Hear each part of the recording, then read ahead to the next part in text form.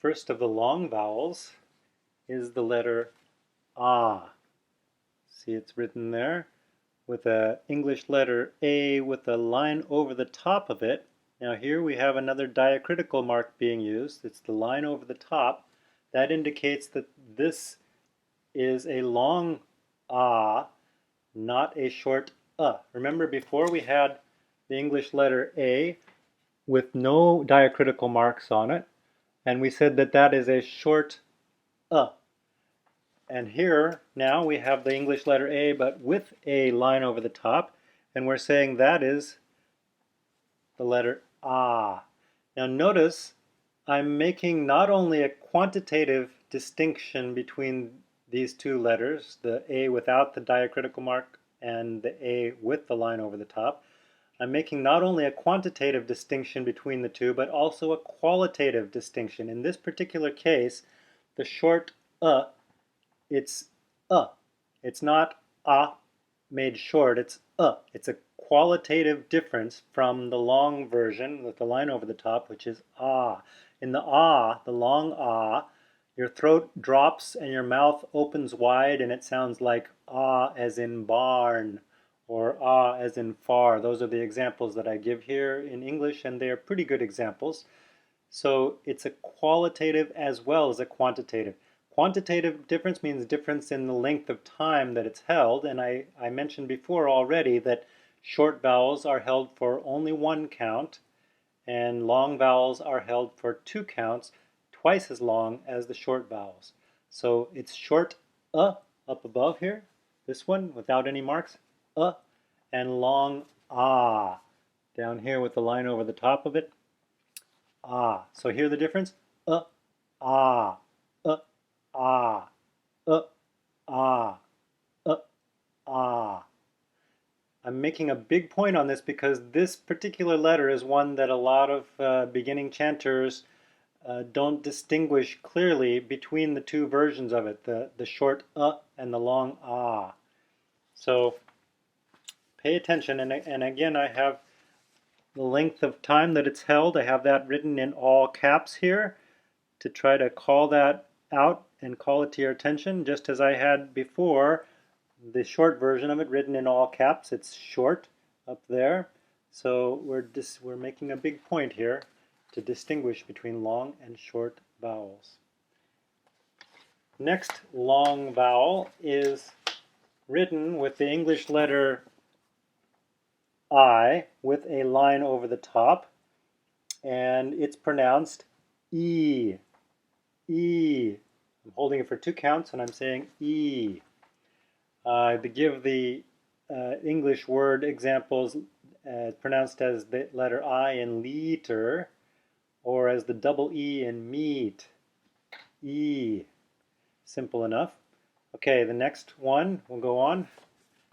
The next letter is written with the English letter U, but with a line over the top once again, and it's the long oo, just pronounced as oo. English examples as the double O in the word hoot, or the U in the word dude. Ooh, ooh. So distinguishing that from its short counterpart, the short one is without the line over the top is oo. The long one with the line over the top is ooh. And the one above it, the long E, to distinguish that one from its short counterpart, the short one without the line over the top is E. The long one with the line over the top is E. So it's E, E. And in fact, in India, when the students are learning to recite the Sanskrit alphabet, they will say, they will, in the sequence that it's given there, they say the short version and then the long version, the short one and then the long one. So they'll say e, e, oo, like that.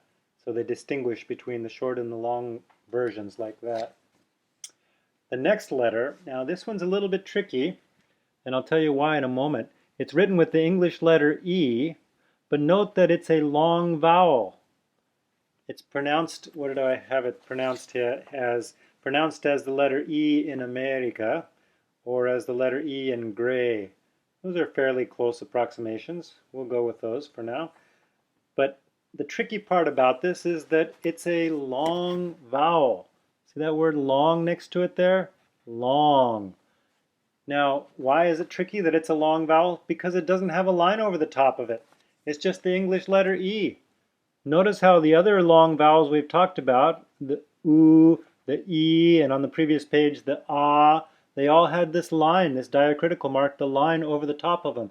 But the letter E, English letter E, which is pronounced A, not a diphthong, just a pure A as in America, it does not have a line over the top of it, and yet it is a long vowel.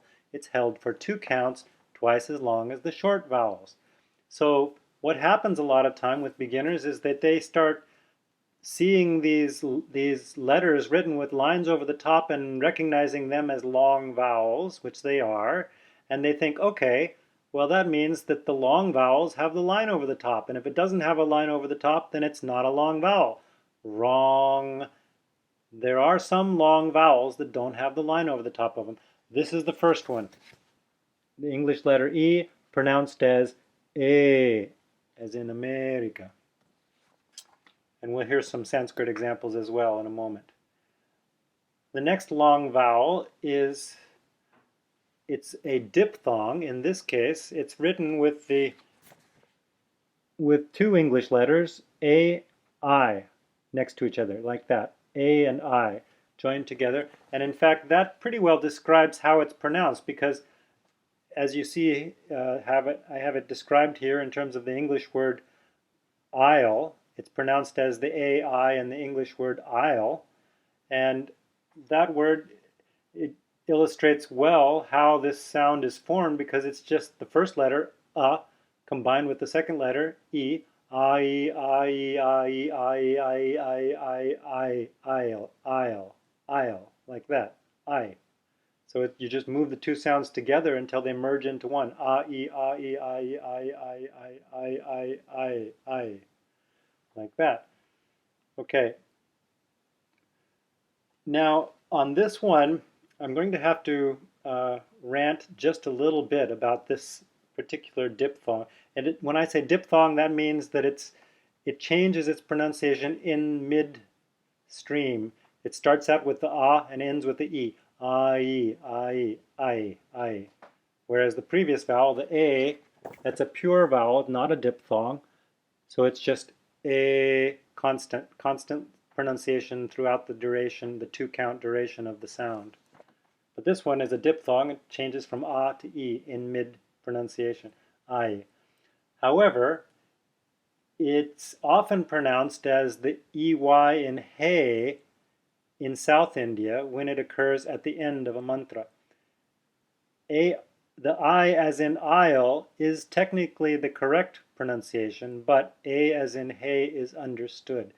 Now, there are several reasons why I don't like the A, and I don't have anything against South Indians. I love the South Indians, but I do not like this A as in hey pronunciation of this I vowel for several reasons. One is I like consistency. I mentioned at the beginning that once you learn how to pronounce a letter in Sanskrit, you know how to pronounce it regardless of the context in which you find it.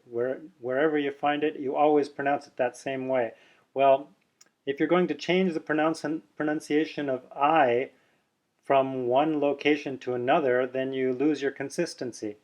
And in fact, that is exactly what happens in South India, because in South India, you will hear a South Indian, for example, when he's saying this word, he or she is saying this word, Shailasute. Can you see that without my hand shadow?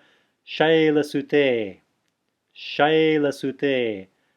You will hear them say it exactly like that, Shailasute. But you see, here we have this, where is it? We have this shai, in that the word shai is that same diphthong, I, it's there, right there, I, and they're pronouncing it I in that word. Why? Because it's not found at the end of the mantra. But yet, when you hear the South Indians say this I diphthong at the end of a mantra. For example, here, this next one here, what is that? Bindavasanayaye is the way it should be pronounced. See here? Bindavasanayaye. Bindavasanayaye. But in South India, you will hear Bindavasanaye. Bindavasanaye.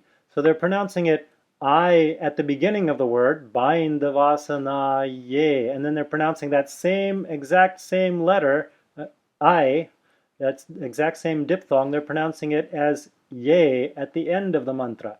So that's inconsistent, and Sanskrit is just not inconsistent like that. It's not like English, which is full of inconsistencies in its pronunciation. So that inconsistency is one thing that bothers me about the South Indian pronunciation. Also,